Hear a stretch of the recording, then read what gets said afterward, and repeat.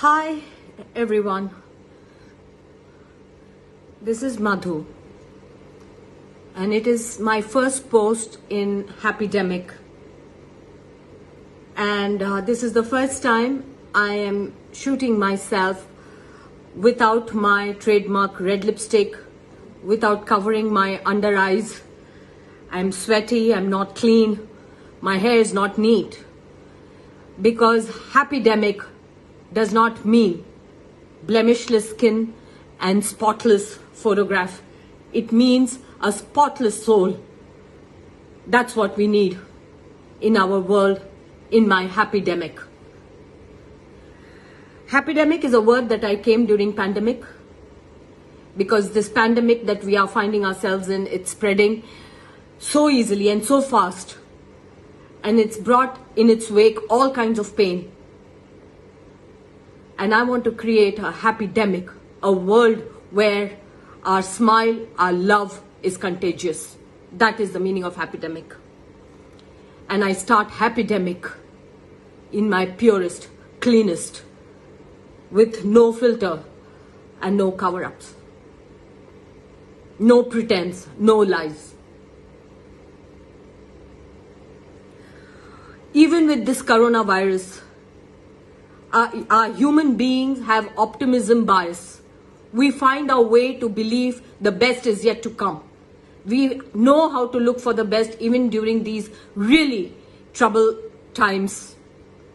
We know how to look for positives while we are going through the most negative phase of our life. So even in coronavirus, we've begun, even though it's got so much grief, so much loss of lives, loss of money, loss of finances, there's so much that we have lost as human beings. But yet, somehow, we found that what is the positive that we are getting during this coronavirus and pandemic and lockdown quarantine time.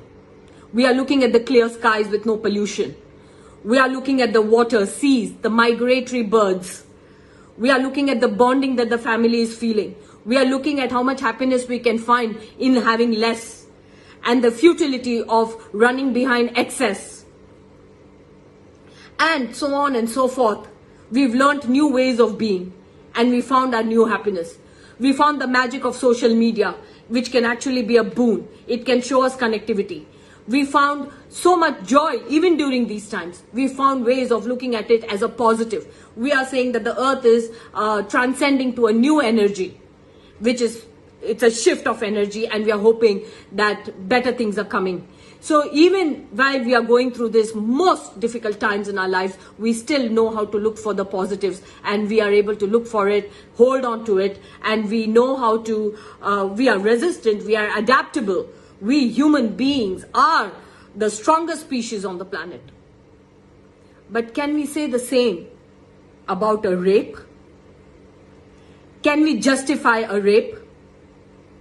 Can we say this rape happened so something good or something better is coming or something better is going to happen? The Nirbhaya case that happened in 2016, did rape stop after that? How does this go on? And to believe that it is human beings doing to human beings. It's a man doing to a woman. We are the same species.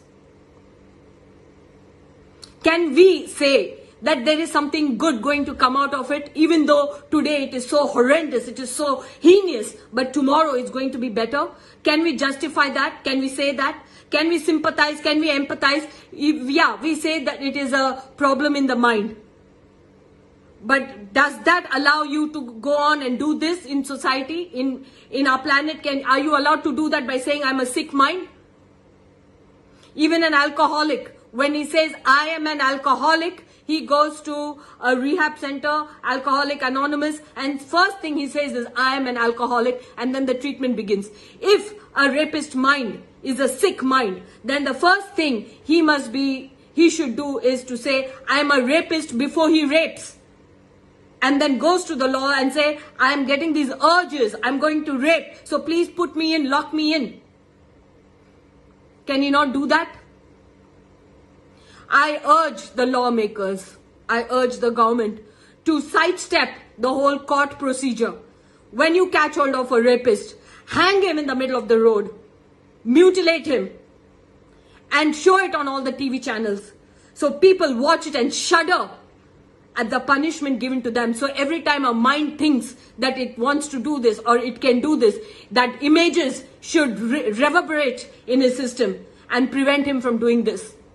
Ask any girl of any age, any woman, even if there is a lewd glance that she has sensed, what it makes you feel, what your soul feels. Even if it's an unwanted brush of an elbow in a crowded place or in a public transport, what does it make you feel? Your spine shudders, the soul shudders, even with a touch. So what must that soul feel when she's raped and mutilated and killed? And to believe and to know that another human being is doing this. We need not empower girls. We need not do girls' empowerment, women's empowerment, so that we can stand and fight against men in society. Don't separate men and women, boys and girls. We are human beings first before we are boys and girls. Empower men, empower women, empower mankind, empower humanity, empower human beings. Teach us, teach them how to live together. Dear men, dear boys, dear brothers, fathers, husbands, lovers, how can you live without women? Can your right hand cut your left hand and be happy? You are incomplete without us, just as we are incomplete without you. We cannot go on without each other. So please, stop it in whichever way, whatever helps. Government, lawmakers, mothers, whoever needs to step in here and make the change. Protect our girls, protect us women. We are endangered species, just like the tigers and the crocodiles or the pandas. Protect girls, protect women. But boys, men, you are just a part of us. So protect your own other side of your life, other half of your life. Protect yourself, protect us.